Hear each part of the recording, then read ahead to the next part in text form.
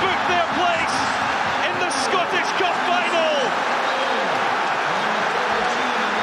Dominant in Scotland, and once again with supremacy in this city. One win away from a league title, one win away from a Scottish Cup. The treble is very much on for Ange Postecoglou and Celtic, and this feels like a defining moment in their season, to defeat their closest rivals, to effectively end Rangers' season that has evaporated here in the Hampden rain.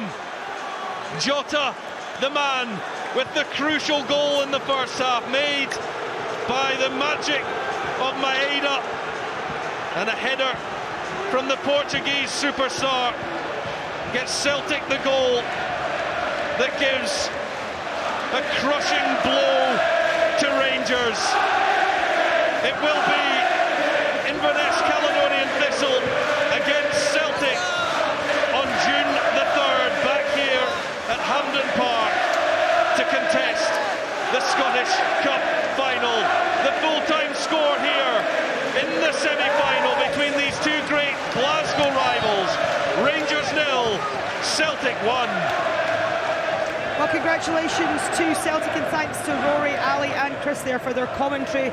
Celtic will now meet Inverness Caledonian Thistle in the final of the Scottish Cup on the 3rd of June back here at Hampden Park, and what that result does do is it keeps Celtic's treble chances alive.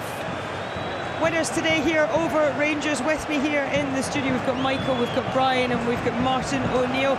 And Martin, if I can start with you. You enjoyed the first half. Did you enjoy the second half equally as much? Were Celtic deserving winners? Well, it's an interesting point, I must admit, because I thought that Rangers were dominant in the second half. The big moment of the game was very obviously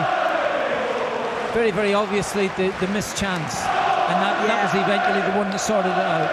Yeah, absolutely. And Brian, disappointment for Rangers once again. There was no lack of effort in that second period. They just couldn't put the chances in the net. No, I think could you have asked for any more than the second half? I thought the performance was very good. I think they really put so much pressure. They created two huge chances, but I mean, if you can't put them away, then obviously, and if you switch off just for a few seconds in the first half, they had to pay the price for that.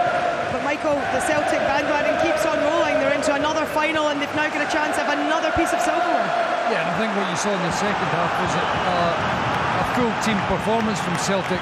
The first half, you had the cutting edge at the top end, they got them 1-0 in front. In the second half, you saw the defence putting in a wonderful performance, led by Cameron Carter-Vickers. Not surprised that Chris gave him man of the match, because he was outstanding.